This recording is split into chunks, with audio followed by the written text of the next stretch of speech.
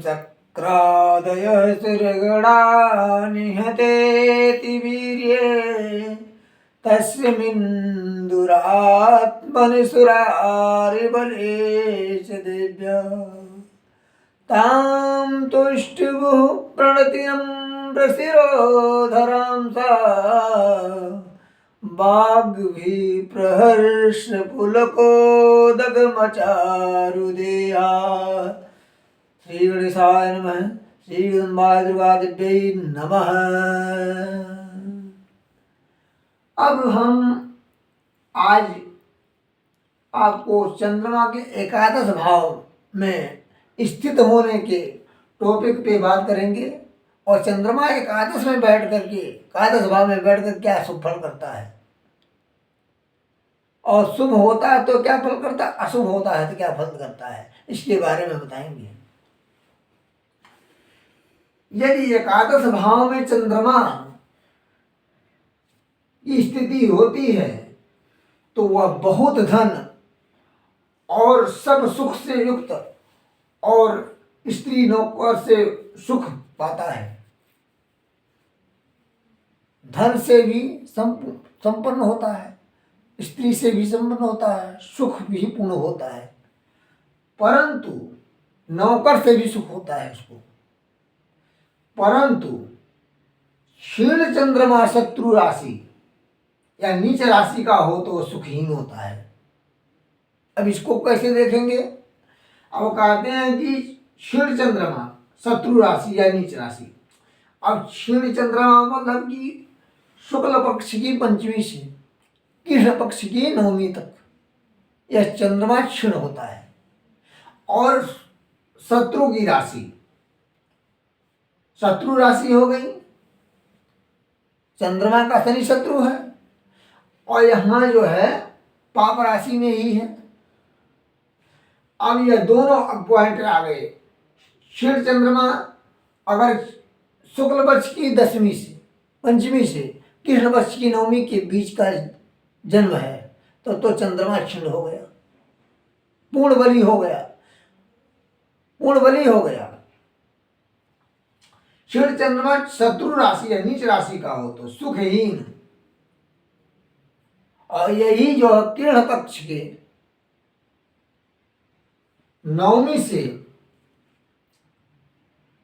कृष्ण पक्ष की षष्ठी से और शुक्ल पक्ष के नवमी तक अगर इसमें चंद्रमा क्षीण होता है और शत्रु राशि का होता है, यहाँ बैठा है, तो जो इसको जो है जो ऊपर बताए हैं कि सब सुख से धन से युक्त तो है संपन्न नहीं होता है, तब वह सुख से हीन हो जाता है, सुखहीन हो जाता। अब जैसे कि यहाँ है, अब यहाँ से 1 2 3 4 5 6 7, अब यहाँ राहु की दृष्टि पड़ गई, 1 2 3 4 5 6 7, शत्रु ग्रह की शत्रु घर में ही है, नीच का और शत्रु के घर में शत्रु की राशि में है, तो यहाँ शत्रु ग्रह की दृष्टि भी पड़ रही है और नीच चंद्रमा क्षीण चंद्रमा है।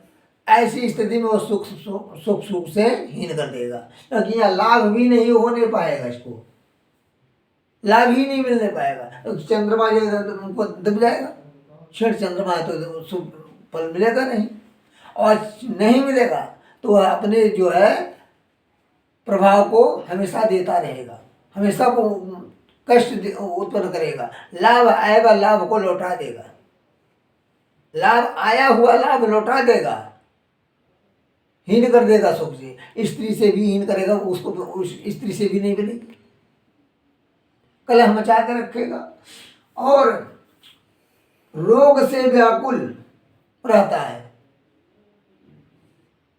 जो चंद्रमा से व्याकुल, जो पेट में जल भर जाना, कहीं पैर में जल भर हो जाए, घुटने में आ जाए, तो ऐसे में जो है चंद्रमा जब घुटने में जल हो गया, पेट में जल ज़्यादा बढ़ गया, फेफड़े में आ गया जल, ऐसे में यही जलोदर रोग होता है।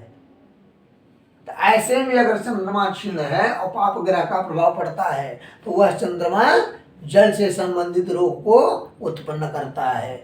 इसके लिए अगर जल से संबंधित रोग उत्पन्न होता है चंद्रमा से, तो चंद्रमा की शांति के लिए यही वैदिक मंत्रों का जो है जब ओम इमं देव असपतनुगुं स्वपदमं महते चक्राय महते ज्येष्ठाय महते चांद्राजाय इंद्रसेन्द्रियाय इवमौके पुत्रवसे पुत्रवसे विष एको नीराजा सोमोस्माकं ब्रह्मणा गुराजा ओम चंद्रवसे नमः।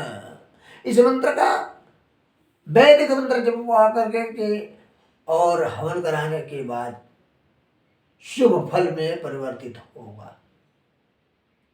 और यदि चंद्रमा पर इसके पापी ग्रह का प्रभाव पड़ रहा है तो उस ग्रह का भी जब अनिवार्य है, क्योंकि वो अगर उसका वह बलि हो जाएगा या इसकी दृष्टि है तो भी पीड़ित होगा। तो जब उसका भी हो जाएगा उसका भी हो जाएगा तो उसकी दृष्टि भी दब जाएगी और वह भी बलि हो जाएगा, तो वह शुभ फल देगा, शुभ फल वो देगा और शुभ फल में परिवर्तन ये भी कर देगा, तो वो शुभ फल मिलना प्रारंभ हो जाएगा।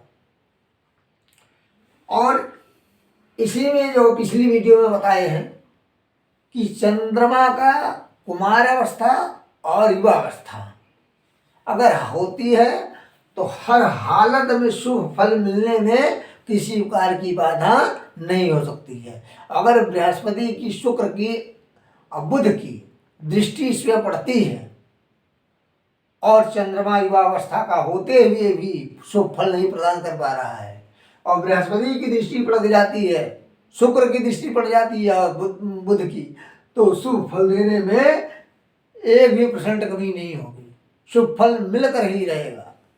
और यदि यही चंद्रमा क्षीण है और पाप ग्रहों के प्रभाव में है तो वह रोग भी देने में पीछे नहीं होगा। ऐसी स्थिति होती है तो चंद्रमा के वैदिक मंत्रों का जब कराने के बाद हवन कराने से शुभ फल में परिवर्तित होगा। यदि शुभ फल नहीं मिलता है तो यह है कि उसका भी नुकसान भी नहीं होगा, उसके द्वारा वह अपना अपना प्रभाव कुछ न कुछ छोड़कर ही रहेगा, दे के रहेगा, किसी न किसी रूप में आपको लाभ मिलकर ही रहेगा।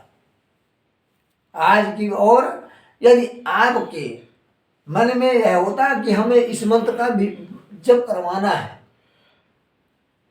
तो मन में यह होता कि हम कराएं किससे, विश्वास कहाँ पर होता है, तो आप जो आपको इस वीडियो में नंबर मिल जाएगा, आप कॉल करके संपर्क करें और संपर्क करके आप जब करवाने के लिए जो है बात कर सकते हैं, उपाय पूछ सकते हैं, उसका पूरी मदद सहायता की जाएगी। और यदि आपके घर में परिवार में छोटे से बड़े तक किसी को कोई बीमारी होती है, कोई बीमारी है लगी है, कभी कभी होता है कि बाहर आदमी खाते पीते चला जाता है, कोई ऊपरी चक्कर पकड़ लेता है और वह व्यक्ति आता है जो धीरे धीरे धीरे बीमार हो जाता है। आप सोचते हैं बीमारी लग गई, पेट में हो गया, परेशान हो गए, दवाई करो कुछ निकल नहीं रहा है पेट में, आपके कितना भी जांच करा लिए लेकिन आप परेशान हो गए कि अब क्या करें, अब कोई रास्ता नहीं है।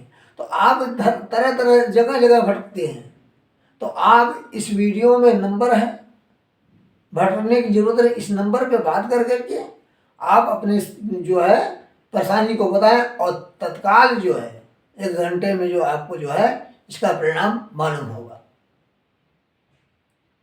और पहले कॉल, चैट कॉल में, पहले फोन में किसी प्रकार का कोई शुल्क नहीं लगेगा। दूसरी बार यदि आपको आराम मिलता है, मिलना तो 100% है, तो पहले ही बार में आराम मिलेगा। और दूसरी बार जब आप बात करेंगे इस विषय पे तो आपको चार्ज देना होगा और पूर्ण रूप से शांति के लिए उसके लिए तब आपको चार्ज बताया जाएगा। जय माता। आज के लिए इतना ही। जय माता।